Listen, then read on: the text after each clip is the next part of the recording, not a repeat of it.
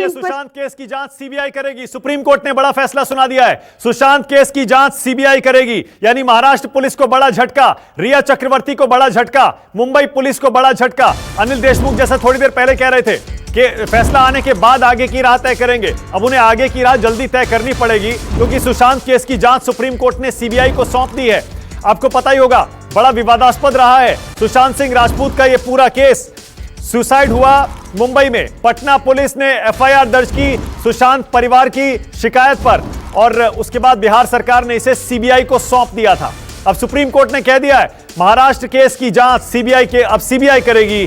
Sushant Singh Rajput case की जांच अब सीबीआई करेगी। इस फैसले की डिटेल्स क्या हैं, यह भी थोड़ी देर में आपको एक एक करके पल पल की अपडेट देते रहेंगे न्यूज 24 पर। लेकिन बड़ी खबर यही है कि सुशांत सिंह राजपूत केस की जांच अब सीबीआई ही करेगी। हालांकि जैसा तहसीन भी कह रहे थे पहले, संजय चड्ढा आप कुछ कहना चाहेंगे क्या? अभी महाराष्ट्र पुलिस के पास, महाराष्ट्र सरकार के पास इस फैसले के खिलाफ रिव्यू पिटीशन दाखिल करने का एक मौका रहेगा क्या? संजय, देखिए मैं आपको बताऊं मानक, रिव्यू पिटीशन के कुछ मायने होते हैं, उसके कोई लीगल, उसमें कोई अगर जब तक कि कोई उसमें कारण ना हो, जब तक कि उसका सब्सटेंस ना हो। और एक सेकंड रोक रहा हूं आपको संजय, सीधे प्रभाकर मिश्रा के पास ले चलूंगा। प्रभाकर, क्या खबर है और सीबीआई इस मामले की जांच करेगी, इसके अलावा और क्या डिटेल्स हैं फैसले के?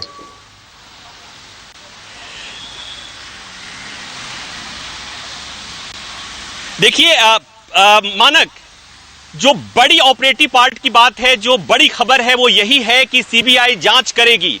दूसरी बात ये कि कोर्ट मॉनिटर जांच होगी। कोर्ट ने ये महत्वपूर्ण बात कही है कि कोर्ट मॉनिटर जांच करेगी। और तीसरी बात कि जो एफआईआर पटना में रजिस्टर हुआ था वो सही था, वो वैलिड था। बिहार पुलिस को, पटना पुलिस को ने एफआईआर जो दर्ज किया था उसको सुप्रीम कोर्ट ने सही ठहराया है। मानक, विवाद की शुरुआत वहीं से हुई थी, महाराष्ट्र सरकार की तरफ से और रिया चक्रवर्ती की तरफ से सवाल यही खड़ा किया गया था। सीआरपीसी के प्रावधानों का हवाला दिया गया था कि घटना मुंबई में घटी है, ऐसे में बिहार सरकार और बिहार पुलिस का कोई जुरिडिक्शन नहीं बनता। सुप्रीम कोर्ट ने उस जुरिडिक्शन को, उस क्षेत्राधिकार को अपहोल्ड किया है। तो मतलब यह कि बिहार सरकार के लिए यह बहुत बड़ी राहत की बात है, बहुत बड़ी खबर है मानक, इसलिए कि अपने आप में एक अनूठा मामला है जहां पर बिहार सरकार और महाराष्ट्र सरकार आमने सामने है। ये केवल किसी आदमी की मौत और आत्महत्या का मामला नहीं है, यहां पर दो सरकारें आमने सामने थी। बिहार के लिए कहा गया, आरोप लगा कि बिहार में चूंकि चुनाव है इसलिए खुद मुख्यमंत्री इस मामले में रुचि ले रहे हैं और इसलिए बिहार में एफआईआर दर्ज हुआ था। लेकिन अब देश की सबसे बड़ी अदालत ने उस पर मुहर लगा दी है कि पटना में जो एफआईआर दर्ज हुआ था वो कानून संगत था, न्याय संगत था, सीआरपीसी के प्रावधानों के खिलाफ था। तो इस लिहाज से अगर देखा जाए तो ये बिहार सरकार के लिए बहुत बड़ी खबर है मानक। बिल्कुल प्रभाकर, अगर सुप्रीम कोर्ट ने बिहार सरकार की बिहार पुलिस की एफआईआर को सही मान लिया है तो उसकी और डिटेल्स दी होंगी।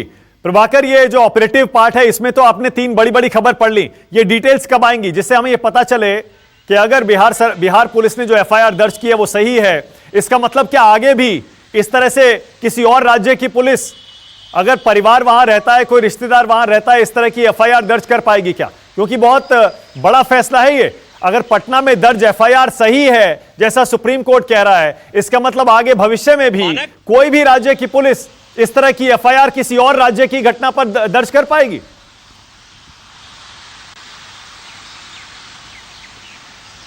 मानक, सुप्रीम कोर्ट को कोर्ट ऑफ रिकॉर्ड कहा जाता है और इसीलिए कहा जाता है कि सुप्रीम कोर्ट के फैसले नजीर बनते हैं।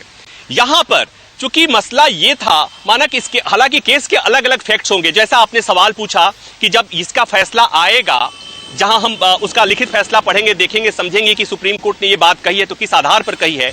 क्योंकि यहां पर एक बहुत महत्वपूर्ण बात है कि मुंबई में एफआईआर अब तक दर्ज नहीं हुआ है मानक, अभी भी पीई के पर जांच हो रही है, बिना एफआईआर के जांच हो रही है, प्राइमरी इन्वेस्टिगेशन हो रहा है, वहां पर इंक्वायरी हो रही है, इंक्वेस्ट है। तो इसलिए कहीं ये आधार तो नहीं है, तो ये समझना पड़ेगा, देखना पड़ेगा। लेकिन निश्चित तौर पर जो ये महाराष्ट्र सरकार की तरफ से ये जो आर्गुमेंट लिया गया था कि घटना मुंबई में घटी थी, बिहार में नहीं घटी थी, इसलिए बिहार में एफआईआर दर्ज, पुलिस को एफआईआर दर्ज करने का अधिकार नहीं था, जांच करने का अधिकार नहीं था, इसको कोर्ट ने अगर कहा है कि बिहार पुलिस को एफआईआर दर्ज करने का अधिकार था तो ये आने वाले समय में इसे कोर्ट किया जाएगा, इसमें कोई दो राय नहीं है। लेकिन लेकिन जैसा मैं पहले बता रहा हूं, माना कि चूंकि एक जज के बेंच का फैसला है ये,